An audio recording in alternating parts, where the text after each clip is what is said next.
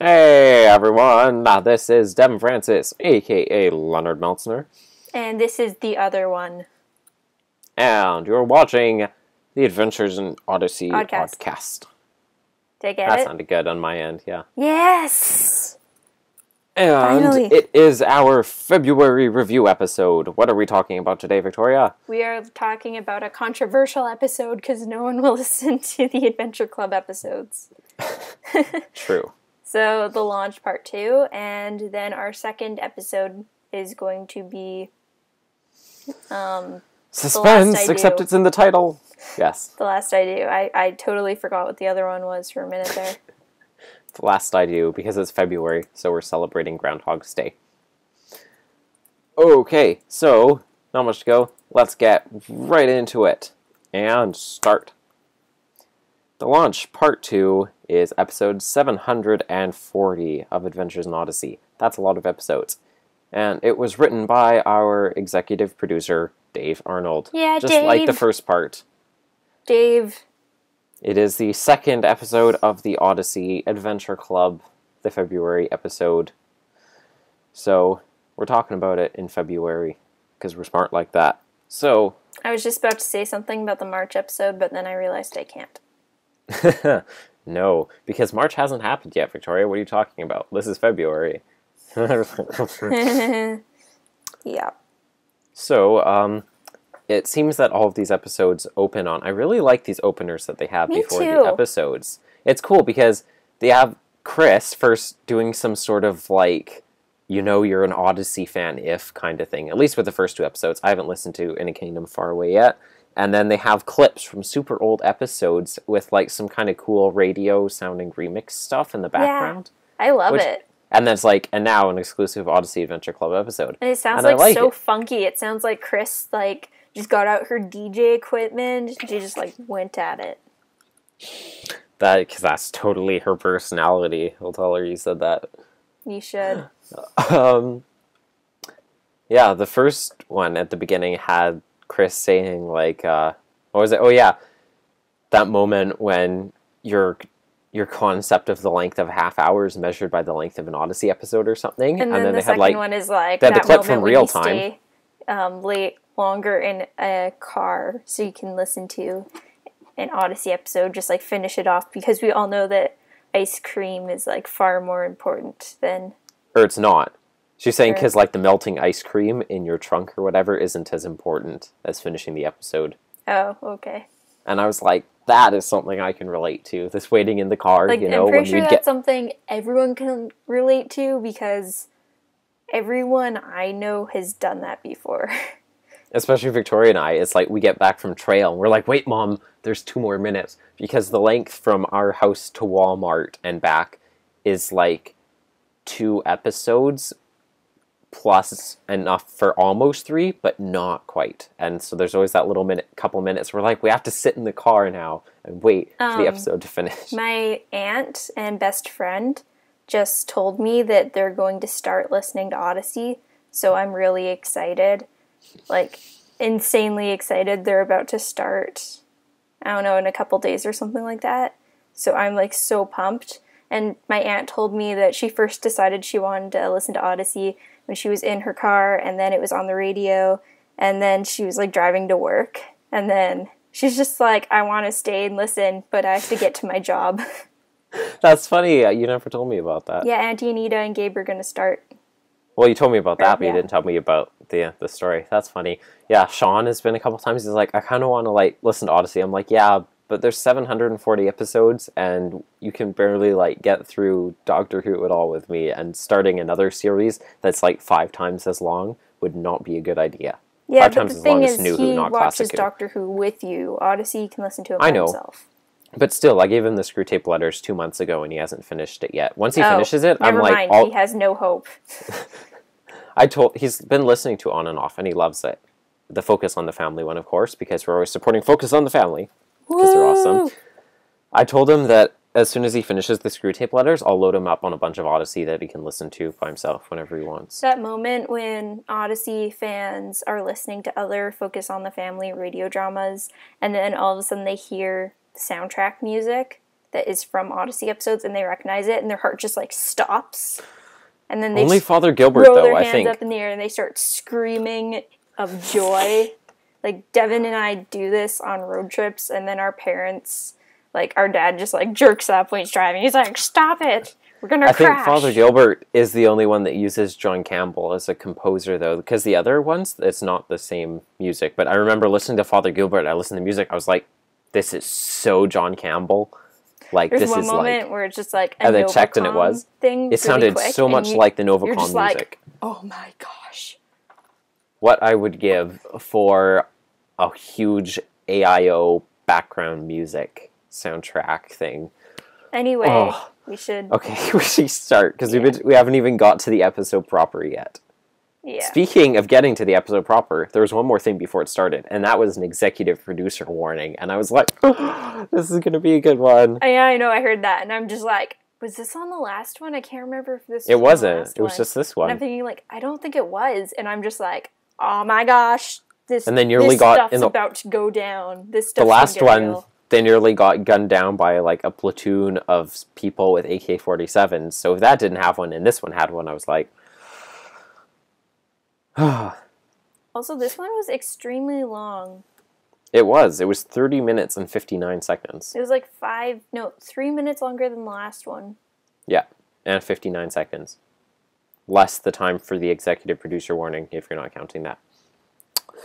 Now, on another note, before we start, when we did the last review, I'd listened to the launch part one, obviously, but I hadn't gone through all the extra web quest info on the OAC site, which is something I should have done before doing it, and I apologize. So, I didn't know everything I could have known about the part before reviewing it, so that's something I'll have to make sure I do in the future. After doing that the other day, I have so much more appreciation for these episodes. Like, I figured this was probably a real struggle going on in Uganda, and it was a real veterinary organization, but the way that AIO has captured all this real-world, current-day stuff is absolutely incredible. Like, the fact that Dr. Spartz is actually a real-life person. I mean, her real name is Dr. Valerie Lamilo. But, like, and the Kermajong, the Bokora, and the Peon, like, it's all true stuff, all the way down to the fact that she has a white truck and she put cattle horns on the front of it, because one day she was driving between the tribes and they started shooting at her, and she's like, I won't come here if you don't want. They're like, no, we want you to be here. So she put the horns on the front of her truck. Did it mention the part about Witten Wooten being there? It did not. That was left out of the documentary, unfortunately. It is false, then. I just thought that was so cool about, like, I didn't realize just how close to the real story this all was. Plus the fact that I'd forgotten about this. These missions groups, which are featured each month, and for these two, it's the Christian Veterinary Missions, or Christian Veterinary Mission, that one of the reasons they're featured is to bring attention to them, and part of the subscription fee for the Oddcast for that month goes toward the organization for that month. So part of the $15 that someone would pay for January and February go towards donations for a Christian Veterinary Mission. You hear that, people? You should subscribe to it so you get episodes and you donate to charity at the same time. So that's super cool. Okay, getting into the episode, right off the bat, we got some C.S. Lewis, which is super cool. Wait, first I go. Oh, sorry. Anyway, gonna start doing little descriptions of the episodes. Oh, yes, I almost forgot about that. I'm sorry. Victoria has informed me that there are people who listen to our episodes, or watch our episodes, who have not always watched or listened to the actual episode that we're reviewing, and I don't know why entirely, because it would kind of spoil the episode, but apparently it's a thing that happens, and so she has suggested that we start doing quick, couple sentence summary of the whole episode. So especially for the Adventure Club ones, because yeah, lots of you guys haven't heard these. I can appreciate that. So Victoria will do that since it's her idea. So I'm writing these, so if you think they're amazing, just tell me about it. Leave a comment down in the description. Down in the comment section. It's the second time I've done that. You're just not. Just go. Okay. Just go. So the launch part 2 opens up where we left off with the Bokora tribe fighting the Peon tribe. After a man is killed, Dr. Sparks and Pastor Noah decide that they have to bring peace to the Karamazhan once and for all. Woot and Wit, Dr. Sparks, and Pastor Noah task themselves with teaching the tribes how to follow God and love others. Then, after a tense peace conference between the two tribes, they finally come to an understanding and decide to drop their dispute and follow God. Devin! Wooten and Wit leave and go back to Odyssey. I feel like you need to give explanation. When Victoria was writing this a couple minutes ago, and I was like, I said Woot and Witten, I was like, oh wait, and I said that a bunch of times, and now Victoria screwed up. He said it, and now I'm saying it. Wooten, Witten, Witten, Wooten, Witten, Wooten, Witten, Witten. We're all mixed up forever. Anyway. Everything's going according to plan. So, let's start C.S. Lewis. Yes. C.S. Lewis mentioned And Mere Christianity. Super cool. One of my favorite books. And it's actually what we're studying in my Bible study right now. So, that's great. You can never have too many shout-outs to good old Jack Lewis on AIOO. So that always makes me happy. Notice that, like, whenever C.S. Lewis is mentioned, Wit is always, like, the one who mentions it in some way or another.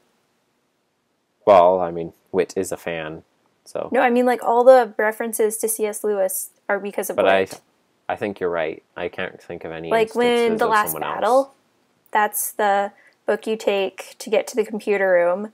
That was put there by Wit. That was chosen by him. And then, like, all the stuff with C.S. Lewis in the triangle, he's the one who brings it up, like, every single time and stuff like that. That's what brought he and Jenny together. Well, actually, was what brought them together. Yeah, I know. Literally, was her talk about allegories of love. C.S. Lewis is best matchmaker. Yes. Okay. I should clarify this on the last episode. Now, the cow, Mosey. I should clarify. In the last episode, I made a comment at the end about there's a rather morbid joke about using a jigsaw for something, and I couldn't remember what it was. As many of you have probably figured out, if you are a subscriber of the OAC, I was referencing the cow having wooden tongue, and Wooten made a joke that I hope they don't treat it with a jigsaw, and I was like, I could see Rodney Rathbone making a joke about that, but it seemed a little off color for Wooten to make. I don't get it. Because a jigsaw is like a type of saw that you use for making fine cuts in woodworking. Oh. It's a wooden tongue, so Wooten was saying, like, I hope you don't treat it by cutting off the cow's tongue with a jigsaw. So I was like, yeah. This didn't seem like a Wooten kind of joke. We're marking up your score sheet here, Dave. Yeah. First, Wooten being morbid, and actually first it was He Who Shall Not Be Named. Actually, it'd be more like Eugenius. It, considering it's a computer. Eugenius, which is what we're calling it now. Yep. Although there are some things with which I am with Wooten. Primarily, what does this guy mean that he can speak English? Yeah, I know. Do you have any idea how mad that made me? Like, I was, like, doing something while I was listening. All of a sudden, I just, like, put my head up. I'm like, what? I was like, what have we been sitting around here all this time for? Assuming that you don't speak Swahili. In which case, you've been sitting pretty for this whole two-parter. Yeah, I was so mad. And then he's like, it's because I didn't trust you or something like that. I'm like, so? I don't care. Do you have any idea how hard it was to understand some of those conversations in the last episode? Why didn't you speak English to me, Eugenius you jerk? as the translator. Yeah, but they're, like, speaking while he's speaking, and I found it confusing. Fun fact about it, even though they are speaking Swahili in the episode, and when they're recording, they actually had, like, people who spoke Swahili, like, coaching them on how to say the lines, how to pronounce stuff. Those people don't actually speak Swahili. Even though they live in Uganda, the Karamazhan actually have their own language called Nyakaramazhan. So this is inaccurate. Yes. In the WebQuest stuff, they actually had, like, little phrase things for both languages, teaching you how to say basic phrases. And there was a video of a girl when they flew down there to make the documentary stuff for the OAC, and she taught you how to say some phrases in Nyakaramazhan. Learn a new language. Yeah, I I love the fact that for each of these episodes, like, the team actually flew around the world to film things in person in around the world locations for these things. Like, no wonder we're getting, the one episode a month, because the other stuff, all this stuff, it's like Doctor Who Confidential for Odyssey, basically. It also kind of reminds me of, like, the old PBS shows like Sagwa and Arthur and stuff that would have those segments at the end where about the Chinese cat. Remember that show? Oh my gosh, I was trying to remember what the name of that was a little while ago. Yeah, I saw a post on Tumblr the other day talking about old PBS shows, and that's why I remember what it's called. But you know how at the end they'd have those segments where they'd show, like, real kids doing real things or stuff like that? The World of Color was totally my favorite. Anyways, the stuff like that, that's what this is like, except a lot more mature, I guess. But, yeah, I mean, adds so much to the episodes. Could you imagine if, like, a guy burst through the door in the Karamazhan, like, from the Karamazhan, and then just, like, gunned down Sagwa and her family?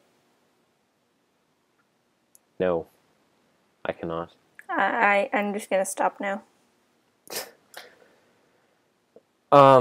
That would bring a lot more adult stuff to the show. It would.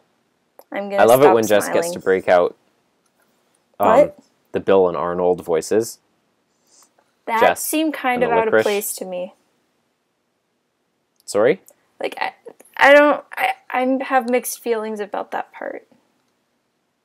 Yeah, I can understand that. It's not like, oh my gosh, I mean, I love getting to hear him do the voices, but him doing them as Wooten, I don't know. I mean, the girl was really young, so I can kind of get it and stuff, and it was cute. It's funny because in one of the mini bonus videos on the OAC site, and this was the one for a bonus video for the first episode, so I saw this before I'd listened to this episode, and they had some outtakes while recording, and one of them was just doing that line there. And in the outtake, he actually said Bill and Ted, not Bill and Arnold. And so I was like, is that the real line? Or is that just an outtake? I didn't know if he was making a Bill and Ted reference. Which would be kind of cool, because I would count that as a Doctor Who reference. Because Bill and Ted's Excellent Adventure was, of course, based on Doctor Who. Not the other way around, as some people think, people who don't realize the show's 50 years old. And he also... Sorry? Or, never mind, you go. He also did The Cowardly Lion, which I don't think he's ever done that in canon before, so... No, he hasn't. Like, when I heard that, I'm just like, oh my gosh, I've never heard him... I've never heard Jess in general impersonate the Cowardly Lion before. I couldn't remember if I had or not, but I was pretty sure either way he'd never done it in canon. I've never heard him do it. Like, he does Bill and Arnold all the time, but... Yeah. In The Present Long Ago, first off, and then he did it in BTV Live. And if you just see any videos of him in general. Those are like two of his main go-to ones. Yeah. And, sorry? Did you have something? Yeah, I still don't know how to feel about that line, because, like, when I first heard it, kind of made me smile a little bit, because I love hearing Jess do impersonations, because... I'm a big fan. I love all his work. Like, I'm a huge Animaniacs maniac. Does that make sense? It does. It's a perfect fandom name. And, like, lots of... Fandemonym. Lots of other stuff that he's done.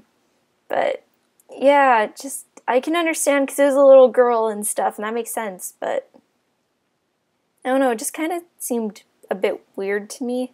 That's how I justify it, is because... Trying to, like, lighten the tone of an otherwise heavy episode.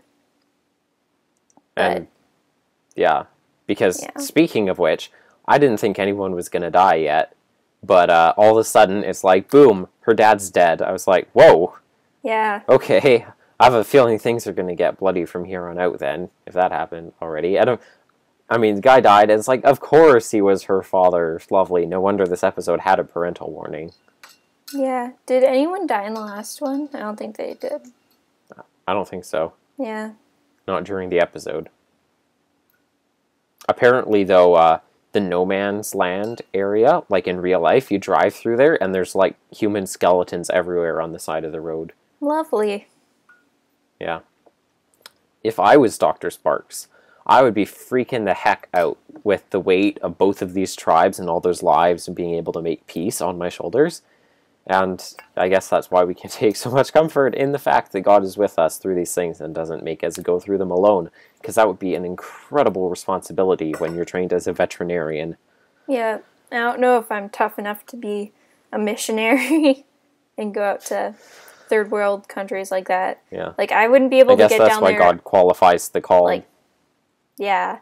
I wouldn't be able to get down there in the first place because I, like, refuse to get shots because I am terrified of needles. Like, I'm very traumatized by needles and such things. So.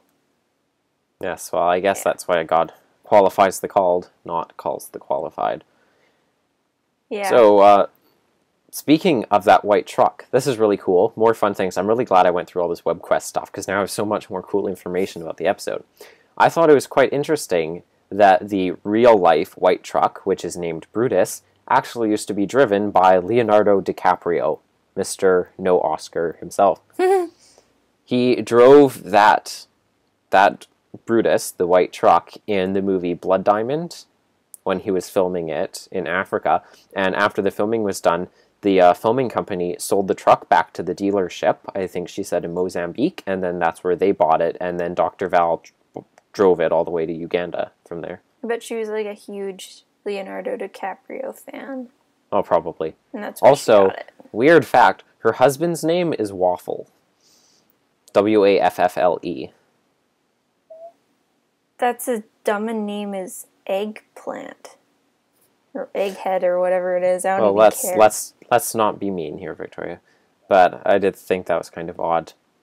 Okay, it's not a dumb name, because I guess the name had to originate from somewhere, but... Well, I mean, it doesn't have to. There are dumb names out there. And it is a pretty weird one, I'll admit. Speaking of names, I'm going to be honest, I had a very hard time keeping track of all the names of the tribal people. And I don't try to keep track of names. I couldn't process figure it out at all.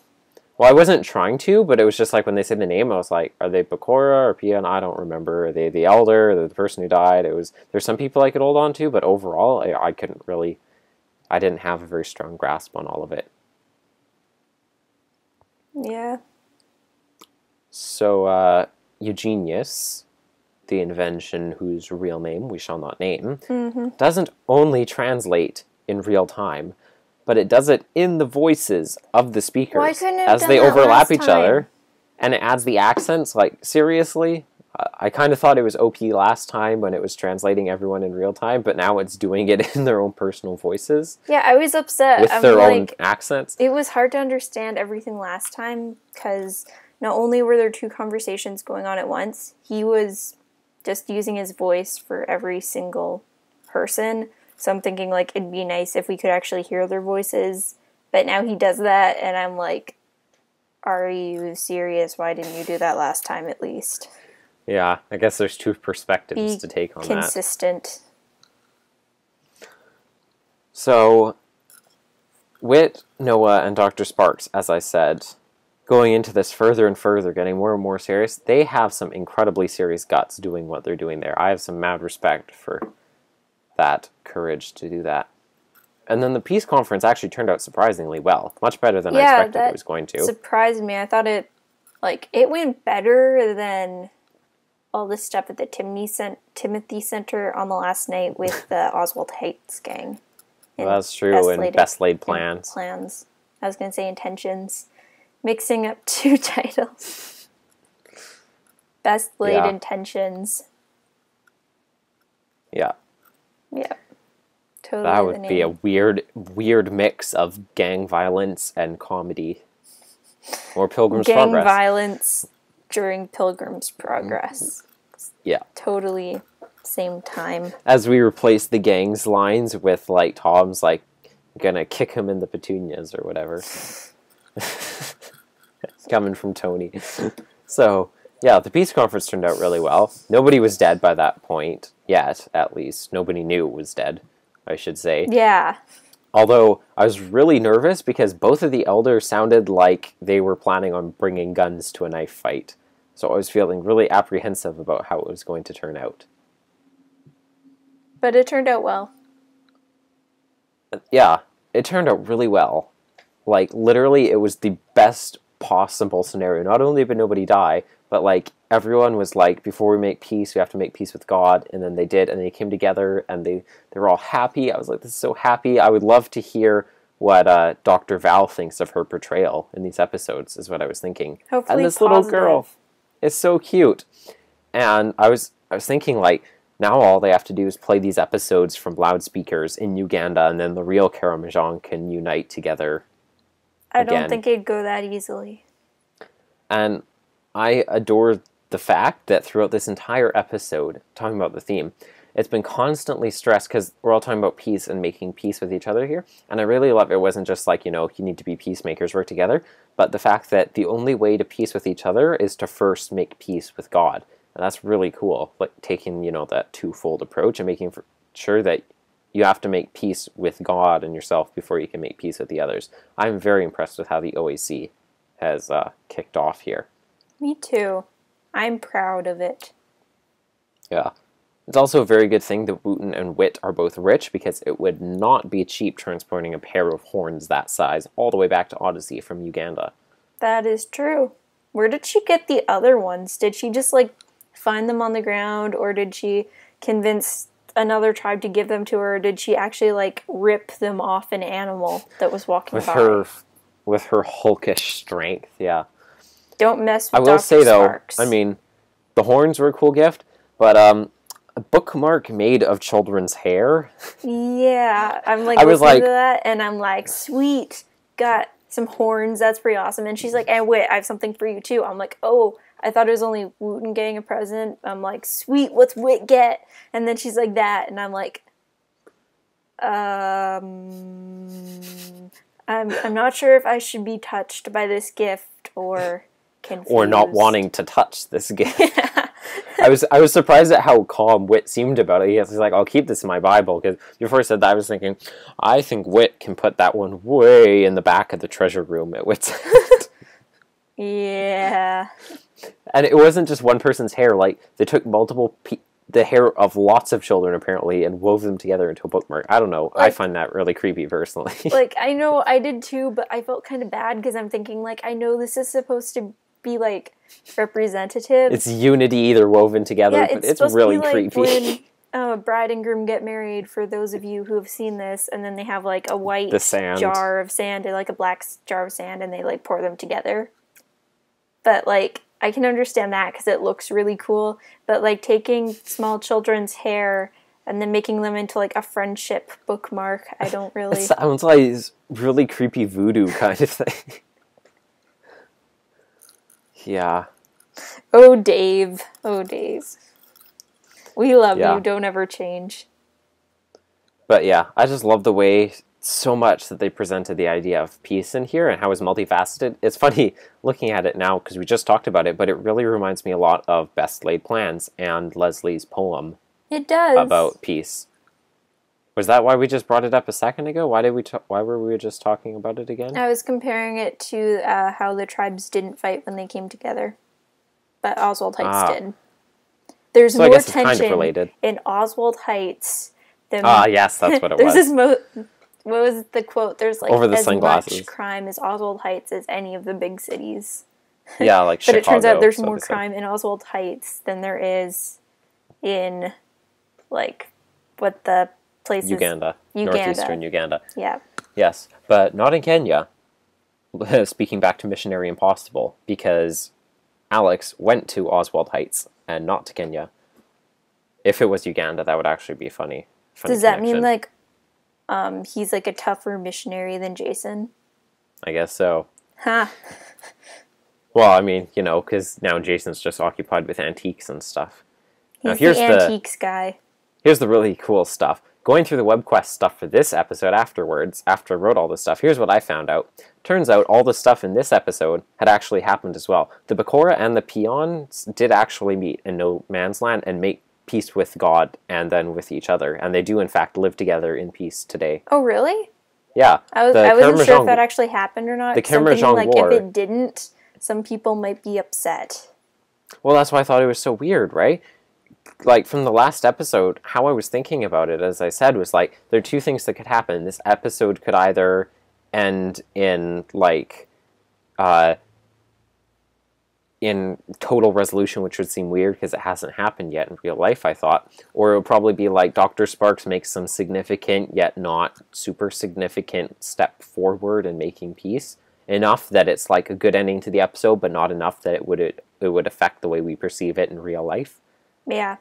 But then, yeah, I found out it was actually 2006 when they had the peace conference, when she brought the Peon and the Bakura together in the middle of no man's land, and they had a 3-day peace conference, and they decided to reconcile themselves with God and with each other, and now they live in peace. And it was actually super cool watching the second part of the documentary about all of it, and how they live together now, and talking about kids who, like, they used to think, you know, you have to be scared of everyone else because they lived in fear of everything, and learning the fact that they can be friends with each other. So that is really cool. Victoria just lost me. Apparently Skype just cut out on her. I'll just finish saying this here. Okay, you're back. Oh, there we go. Were you saying stuff while I was saying stuff? No, I wasn't. Don't worry. Okay. What was the last thing you heard me say? I can't remember. I was just saying 2006 they met together, and it's just really cool because she was talking about how now they live together in peace, and, you know, there's churches opening up everywhere and schools, and the kids, they used to be taught, you know, you have to be scared of everyone and stuff like that because they lived in fear all the time. And now, you know, they learn they can be friends with each other and stuff, and, you know, live together, and it's just super cool. Also, coming back to that line about wondering what Dr. Val thinks of these episodes, I also found out, watching the recording session, I realized it, and then watching the documentaries, Dr. Sparks is actually played by Dr. Valerie. Oh, Lamilo. really? Yeah. She actually plays herself in the episode. Applause to her. She's a good voice actress. It's a different name, and it's cool, you know, because then she actually speaks the language. But yeah, I just thought that was super neat. She actually, even though it's a different name, she actually plays herself in the episode, and that's just so cool. This whole thing was so great. It went so much better than I was expecting, and I was just been super impressed by the OAC so far. Me too. Yeah. I feel the need to apologize again. I was kidding when I said that Waffle was a dumb name. I love waffles. I feel like an idiot right now. Well, you definitely redeemed yourself by saying that you like waffles. Thank you. I'm sorry, people. I feel bad. Thoughts on the episode? I thought it was pretty good. I was gonna say I thought it concluded really quickly, but considering that actually happened, I don't really know what to say. The amount of detail in sticking to the real thing, I'm really very impressed. All the way down to having Dr. Elizabeth Sparks actually played by Dr. Valerie Lamilo. That's really cool. Stop saying what I'm saying. So, good start to the Odyssey Adventure Club. Keep up the good work, Focus. And for those of you who think it's not really worth their time, I don't know, put a bit it's more worth the money. Thought into it. It's actually going really well so far. I think some people, though, what they're planning on doing is signing up later on in the year so that they can pay for 1 month and then listen to all those episodes together. Yeah. Just remember, whatever you guys choose, you're also going to be donating to charity. Yeah, so picking your month, I mean, I imagine most people pick December, but if you're going to pick one at a certain place, you can also keep that in mind then. Like we said, part of your fee for that month goes toward the organization for that month. So find out from AIOO Wiki or somewhere else what the organization is for that month. Oh, speaking of that, on that topic, last time when we were talking about our predictions for the OAC. We talked about how October was called the perfect gift. And I was like, that sounds more like a Christmas episode. I guess you get chocolate in October, and chocolate's pretty perfect. Oh, is it like a multiple parter?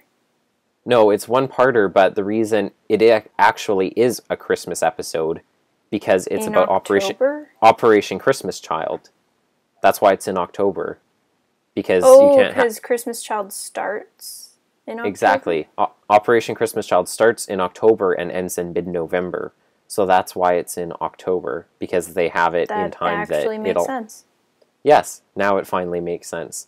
Also, makes me question even more now. The November one is called the Dropbox, so it makes me wonder if the subscription fees will be going towards Dropbox as a charitable donation. Maybe they can pay for faster uploading servers. I hope. But, yeah. So, what's your final rating, Victoria? Or do you have anything else to say? I'm not sure. I'm really not. Like, I don't know. You go first. But you're already giving your final thoughts. Say a number. Toss one out. I don't know. I feel like my number's too low or something like that. I'll feel bad. You go first. Just fine. This episode, after part 1, I thought it was pretty good. After going through part 2 and then the WebQuest information for both of them, I was extremely impressed by all of it. The attention to detail, the fact that they covered, you know, a big, like, something that's actually a current issue, even if it's sort of technically past a little bit. The full peace between the tribes didn't come until 2011, so that's quite recent. And it's the first time Odyssey's done something like this before. It is very sticking close to, like, the real-world happenings. They weren't afraid to shy away from what was actually happening there. There was a lot of authenticity in the way that it was done, and with all the extra information and the documentary stuff, it was just so cool. The way the lesson was emphasized was great. Like I said, same way in that best laid plans kind of thing, as, you know, you need to make peace with people, but you can only make peace with people once you've made peace with God first. So you have that twofold approach to it, and I really like that. It was handled very well, and you got little other bits of theology dropping in from Wit and other stuff throughout the episode. It was just really cool. I really liked it. I'm quite looking forward to the future OAC stuff, and so I will give it 4.7 out of 5. And don't worry if yours is lower than that, Victoria. That is allowed. I mean, you're making your own opinion after all.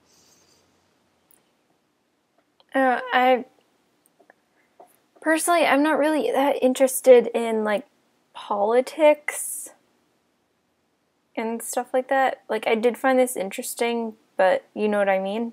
Yeah. And that's fine. I mean, like I said, it's your personal opinion. Not a, like, definitive... So I'd probably give it, like, a... I don't know. There were some parts... The part I really liked at the end was, like, with the girl, and then she went up to the guy. That was really sweet. That was my favorite part. So, I don't know, I'll give it like a 2 out of 5, I guess. Okay, that is really bad. I've only listened to them once, so my opinions will probably be way higher next time I listen to them again. But, yeah. Right. We went very different ways on that, but that's fine. That happens sometimes, such as with Bloopers and I Slap Floor.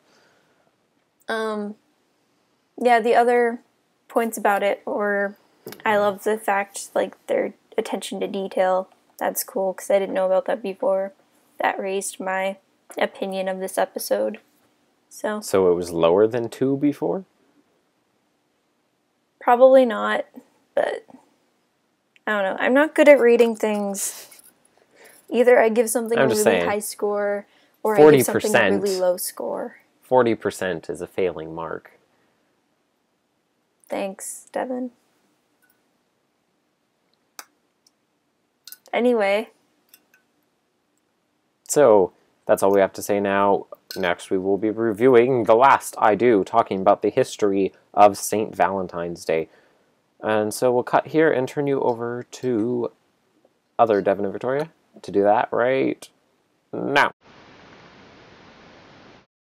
And we're back for Hello, viewing audience.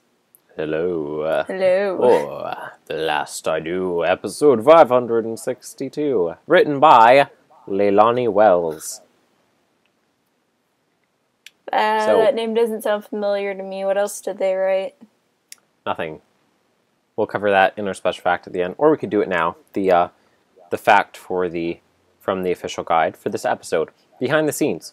For years, the true story behind Valentine's Day was the most requested historical story from our fans. The Last I Do was written around the time that a marriage amendment for the U.S. Constitution was being discussed, and we wanted to do a show that would support marriage in some way. Leilani Wells, an intern for Adventures in Odyssey, wrote the script. The original draft of the story featured Connie telling the Valentine story to Tamika, as they worked on paper Valentines. That's why. But Tamika was replaced by all Valentined out. Yes. And Tamika might have been all Valentined out. Who knows? Having a very good Valentine's Day. So, okay, yeah. I'm just gonna come off right the bat and say this about something about this episode. What do you think I'm gonna say, Devin? Does it have to do with Mitch? No. Or Jeff? I was making it sound like I don't like this episode. Oh. This episode, along with Patrick, A Heart of Fire, are my two favorite holiday episodes, excluding Christmas and, like, Thanksgiving episodes on Odyssey. And Very Easter. Specific. It's funny you mentioned that because the first thing I wanted to say was this was my first thought for Valentine's Day episode, and rightly so because it is about the history of the day. But my first instinct was to immediately think, The Last I Do, is the only Valentine's Day episode. And I thought about it for just a second. I was like, no, it isn't. There's at least two more. I looked it up on AIOO Wiki just to check, and I came up with a total of 6 episodes that take place on this holiday. In fact, Bobby's Valentine. Wrapped Around Your Finger is one. Yeah, Bobby's Valentine and its remake, The Trouble with Girls, both Valentine's Day, Wrapped Around Your Finger, The Present Long Ago, and The Last I Do, both. Because Max was giving, in The Present Long Ago, it was, I guess, the episode, like, the future doesn't necessarily take place on it, but in the past, it's about a Valentine being delivered. The Last I Do, and then Prequels of Love. So, yeah, that's actually a lot. It's the same number as the number of Thanksgiving episodes, if you include Stepping Stones. My goodness, I love Prequels of Love so much. Oh, why didn't we do that for Valentine's Day? But no, this is a good one because it's about the history so of the holiday. So good. I love my pork rinds. Last time I listened to it, I was on this youth retreat, and I was on this hayride with a bunch of people I didn't know. So of course, being the introvert I am when I'm not with my friends, I didn't talk to anyone for like the whole 3 hours we were on the hayride. A 3-hour hayride? Yeah. It was like it was like an hour long or something. They dropped us off in the woods for like, so people could put on costumes. I didn't put on any because they looked like they were covered in fleas. And then I wandered around the forest for an hour, and then everyone got back onto the hayride. This was in Grand Forks? And then we went home back to where the youth retreat was taking place. But being me, I didn't talk to anyone there because I didn't know anyone there. And because all my friends went to different activities. And I just listened to Odyssey the whole time. But one of the episodes I listened to like The Perfect Church, parts 1 and 2. And another thing I listened to, because I listened to quite a few things, was Prequels of Love. And I felt like so awesome listening to the scenes with like Bart and Doris talking about pork rinds while being on a hayride. Like that just felt so perfect to me. That's funny. I just felt like so amazing. I'm thinking like this is perfect. So, funny thing here. Try and beat that, Devin. This is one of the first things I thought about here, and I never realized it before, but and this is why I thought you might be bringing it up, I realized this is Connie's first Valentine's Day since she didn't marry Mitch. So I'd just like to point that awkward. out. Because it's been less than a year, which means this is last Valentine's Day would have passed while they were going out. And now this is the first one since she got engaged and he jilted her at the altar, as Jared so tactfully put it. I was literally about to say those same words. I just thought of something. Jeff still hasn't appeared in the Adventures in Odyssey Club yet. That's true. I'm kind of sad / bitter about that. Like, I want him to marry Connie badly. But he's a missionary, so not only is, like, Mitch far away and also married, but Jeff is far away but not married. So it's like mocking Connie a lot.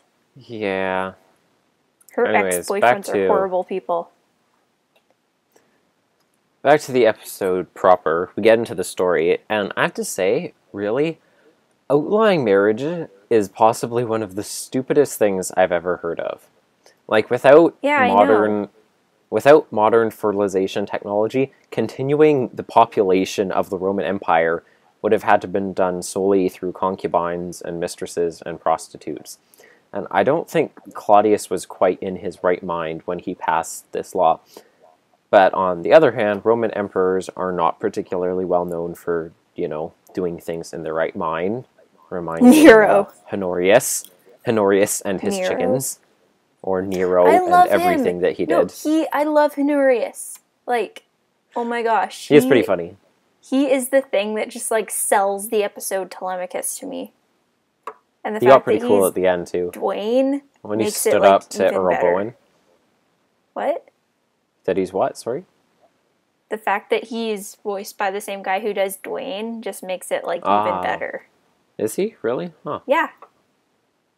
It's so funny. And, like, at the end, the best scene in the whole episode, in my opinion, is at the end when he's, like, all serious and stuff. Like, that is my favorite scene in the whole two-parter. I just listened to it over and over again. I really love Valentine so much in this episode. How he's portrayed, he's so full of life and appreciation for it, and he just sees love everywhere. I loved how at the beginning when he's talking to Titus about Paulina, I was thinking, I love how he ships his friends together, and I was like, no wonder he's risking his life to make his ships canon. Essentially. And he's just like, Titus, you have to be with Paulina. And he's like, why? Because you guys are my OTP. Exactly. I will risk my life. I will risk my life to make it canon. Which happened, and he got arrested and executed. But we're not quite there yet. I find it surprising after that scene that Titus would preach against the emperor in the town square without Valentine.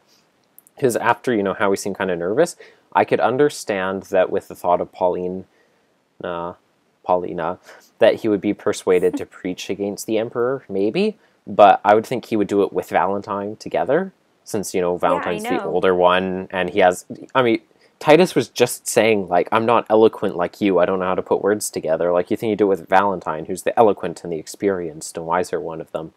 They'd do it together, so I thought that was kind of odd. Maybe he was being, like, impulsive out of mad love. At least, on the one hand, Connie now has someone to be with in Radioland for Valentine's Day. And now she has Jeff. Yep. When he's not around the world. Yeah, that part always seemed kind of strange to me, too.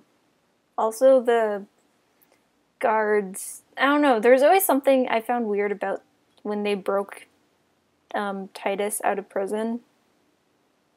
Yeah, that's my next thing, because Felix must obviously be a very terrible warden if he has prisoners that are constantly escaping from the same cells, and he never bothers to check any part of the room other than the door.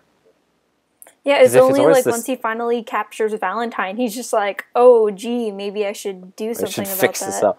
Yeah, he's like, the door was never opened, because obviously, that's the only conceivable way that they could leave the cell.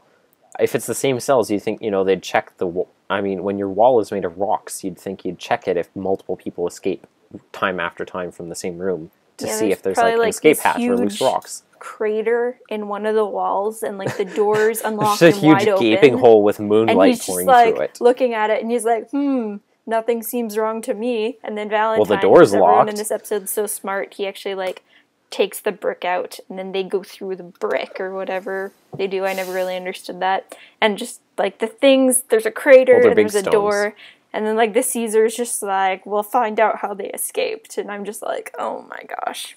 They removed a little more than a brick from the wall, Victoria. Yeah, I know. These are big stones, so they rolled aside a bunch of stones. It was like Aladdin escaping with Jafar. He's like, secret passage. He used a cane, secret though. tunnel. Secret tunnel. Secret tunnel. And death. I can't remember what we're talking about. I don't know what the secret tunnel thing's from. From Avatar, the lover's tunnel to Omashu. Oh, okay. The song that the hippie guy sings, the Nomad. I am really curious still about what Claudius's thought process was here in outlawing marriage. Because, is he expecting soldiers to be something like, I really want to get married, and now I can't, so I should go to war?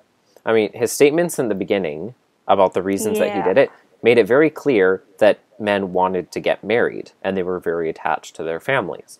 Now, following this logic, someone who wants to get married upon hearing this new edict from their emperor is not going to be endeared to the emperor to the point of wanting to run off and die in his name. If anything, you would think they would revolt against him for preventing him against something that they obviously want to do. Yeah, I never understood, because he's just like, oh, we need more people, so we're going to outlaw people for making more people. And I'm like, good strategy? That is an even worse way to look at it. Like that. Not for you, but for Claudius. Came into my mind. Even as a kid, I always thought about like, how does this make sense? And it's a very not. He was not thinking in the long term when he made this plan. No, he wasn't. Not at all. Valentine, on the other hand, must have been hecka busy marrying people if his actions alone as an individual were enough for the general to hear rumors about him. I bet people just look at him and they're like, his name's so romantic, I bet it will spawn future holidays. Oh, there's a guy over there, he's cute. I bet we should get married. I'm inspired. In order for the general to have heard rumors about his name and what he was doing, like, he must have been doing so much marrying of people. Go Valentine, stick it to the man. That's, like, so busy. And then we get one of the best scenes ever, which is the on-the-run mobile wedding ceremony with Titus and Paulina, which bears an interesting resemblance to Will and Elizabeth's wedding in Pirates 3, but with less Johnny Depp. Well, it was Barbossa that married them. I know. But yeah, less Johnny Depp. Unfortunately. Which makes it a little bit worse, but that's okay. We'll let it slide, because this episode's really good. It is really good. I love how the guards are, like, yelling objections to their marriage. Either that, or they're just telling him to, like, well, stop. Well, they were just yelling to stop. Really yeah. They didn't yell understood. specifically objections against it. I always thought it would be way funnier if they're just like, I object. I'm just going to nod my head. Like I said before, talking about Valentine in the jail cell and stuff, like, I would really want to be friends with him. Like, he's such a great guy, just the way you listen to the way he talks to Julia and how he appreciates life and talks about the lilies and stuff. Like, he just gets so much appreciation out of life, and I love people like that. I know, I just hear it. I'm like, I want to be friends with this guy. He sounds like fun. He's such an encouragement. And then the ultimate encouragement comes, and Julia starts getting her sight back, and she starts freaking out. And I can appreciate that because, well, I mean, not from personal experience, but yeah. I would be freaking the heck out if I started seeing for the first time since I was a toddler. Because I imagine you'd probably start, like, vomiting or something just from the disorientation alone. being able to see Thanks things all for of a sudden that while you move. mental image, Devin.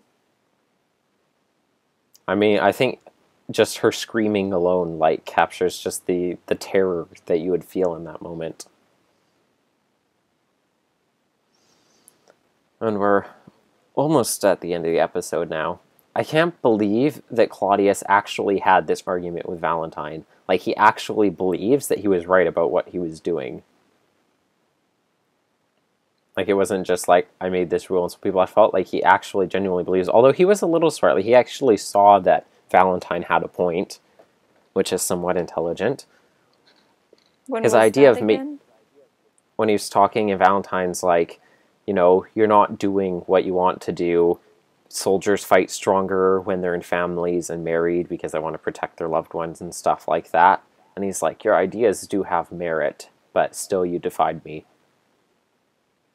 So at least he did see some logic in it. His idea of making Valentine renounce his faith in exchange for freedom to avoid revolting from the public was very shrewd, although it wasn't really his idea. It was his general's idea. He just kind of adopted it.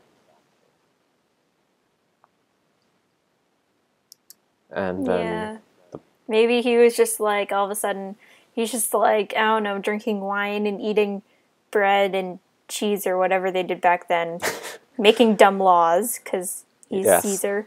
And then all of a sudden, he's just like, wait a second, maybe it was a bad idea to outlaw marriage because no one's being born and I only have a dog, a chicken, 2 people, and a cow in my army right now. And so then he's just like, nah. And then the next day he's just like, maybe it was a bad idea. So Valentine received his punishment, which was to be stoned and beheaded on the 14th of February. And I have to say, that is a pretty hefty punishment when you think about it. I was somewhat morbidly curious about whether they stoned him nearly to death and then beheaded him, or if they stoned him right to death and then they beheaded him after the fact just to make a point to the public. So I looked it up, and according to Catholic.org, he was clubbed and stoned, but that didn't do the job, so they beheaded him to finish it off. So, sounds like he was quite the trooper. Good old Valentine. Although, that's not really a situation where you want to be a trooper as much. He's just awesome in general. Yeah. I was really wondering, like, is it wrong to ship Valentine and Julia together? I was wondering how old he was. I looked it up. Turns out nobody knows how old he was. We know what year he died, but I have no idea about when he was born or how old he was. And so since the letter he wrote her is considered the first Valentine's card, this ship is canon. Yeah. We have just the ending scene. Just the your Valentine thing at the end just like breaks your heart. I'm kind of weirded out in the ending scene when Titus is marrying people. There's that couple, and the bride has this really weird inflection in her line. She's like, thank goodness I'm not the only one who ever noticed that. Because ever since I first heard the episode, every single time I hear that, I'm just like, She's like, wherever he is, I will be also. And I was like, she's like, wherever he is, I will be also. And I'm always just like, what is your problem? She's like, sounds like overly attached girlfriend there. He didn't agree to this marriage at all. She's just like extorting him into marriage. It sounds terrifying. I don't know. I think maybe Claudius, she was just swept up in the moment. Maybe. Claudius died just 1 year later from the plague, which is funny because he was a jerk. How is that funny? Because he was a jerk. Oh, wait. Oh, I thought you said... Claudius, not Titus. Titus, for a second. No. Titus died and Paulina was a widow. Sorry. No, Claudius, the emperor, died a year later from the plague. Yeah. Because he was a sick man. Ba-doom-tsh. And to close it off with Connie's outro, I couldn't think of a whole lot of examples where there's really enough stuff to support it, really thinking about it, but Candid Conversations with Connie seems to have a very flippant runtime, Because sometimes it's only a few minutes long, like Opportunity Knocks and Red Herring, when she was interviewing Tom, and then when she talked to Alex and Cal. And then sometimes it's a full half hour, like now. I guess that is a perk of basically being the de facto daughter of the station's owner. Or maybe they have little mini candid conversations with Connie segments throughout the day sometimes, as well as full half-hour shows. I've always wondered how kids radio works exactly. In charge, so I guess she kind of gets to do whatever she wants. Yeah. Can you just imagine, like, Eugene going up to her and being like, Miss Constance, Miss Kendall, don't you think you should do something about your runtime, make it, a bit more consistent? And she's just like, I can do whatever I want, Eugene. Geez, you're not my mom. And then she's just like, Mom, and then starts crying. And why would you say that? I don't know. I didn't know how to finish my thing. That's awful. I didn't know what else to say, and then I kind of just kept on talking. I can't believe you said that. Jeez, Victoria. Okay, that's all I have to say. I'm just gonna go back behind my closet. That's all I have to say about the episode. I guess it's my turn to give. It's my turn to give final thoughts first now, I guess. Yeah.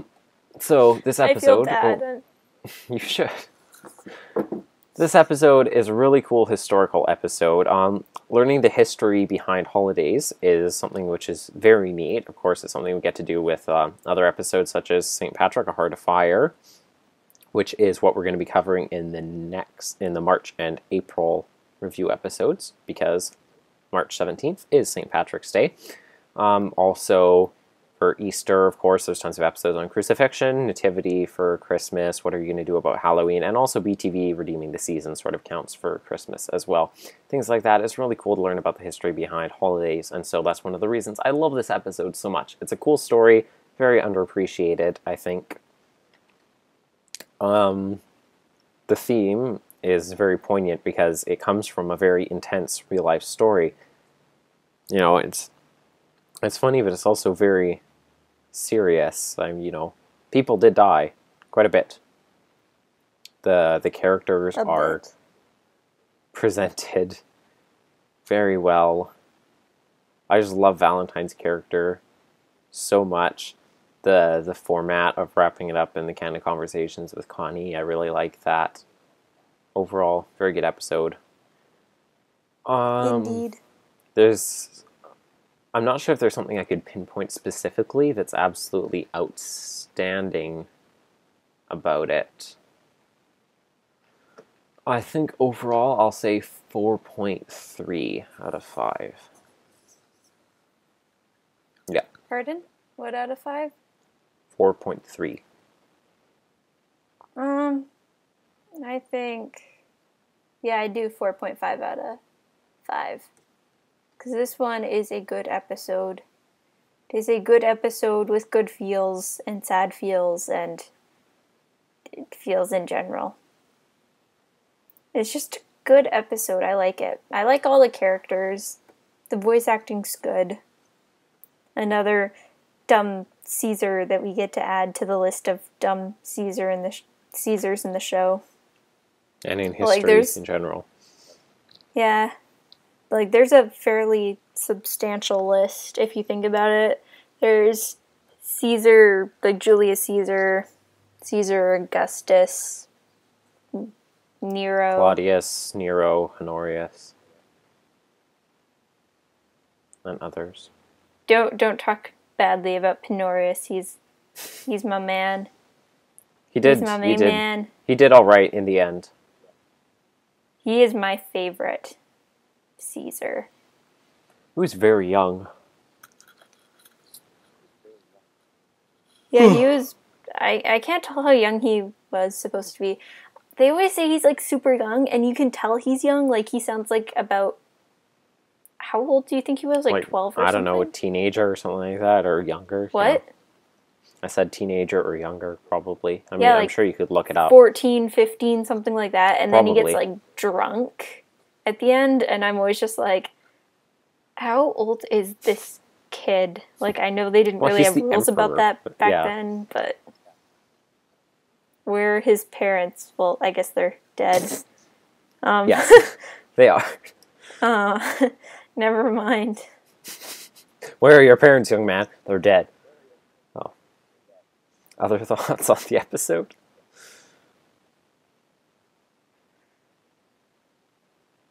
Yeah, I'm just gonna. I'm being horrible to parents, and it's not on purpose. Parents and people in general. I'm just a horrible person today. Obviously. Any other comments on the episode? You don't have to agree with me. I made a face at you. This episode is magnifique. So 4.5 out of 5, you said? Yes, I did say that. It was the thing that you said. Words spilling from your mouth like melted butter. Okay. I think that's everything then. What are we doing next week, Victoria? Do you remember? No. Oh, yeah, maybe. Wait. Is it the what if? Yes. Okay, good. I didn't want to say something too ahead of schedule. We're doing a what if for... Number 3. What? Number 3. Or third What did you if. say? I said number 3. Yeah, what if number 3. I feel like we've done more than that. So this one is going to be what if Eugene's parents, Leonard and Thelma, thank you, never died. Thelma. It's going to be... If he never lost his parents. Basically, the turning point, which we would choose, would they decide not to go to Africa, to Zaire, or the Democratic Republic of the Congo, whichever. What would happen if Eugene never lost his parents? I guess we'll find out next time in episode 29 of the Oddcast, my goodness. Until then, you guys can just sit around and pine for more episodes, because what else can you do without us? Well, you can listen to more Odyssey, of course. There's always that. Watch Doctor Who, listen to Odyssey. See you next time. Yes. And so, yeah, I think that's everything. So, thank you for joining us on our side of the YouTube. I've been Devin. And I've been Victoria. And you've been watching the Oddcast of Adventures in Odyssey. Goodbye. Sorry if I kept on asking Devin to repeat things and have trouble understanding him. I can barely hear him. Skype is being bad today. Goodbye, what? everyone. Bye. Goodbye. Goodbye. Goodbye.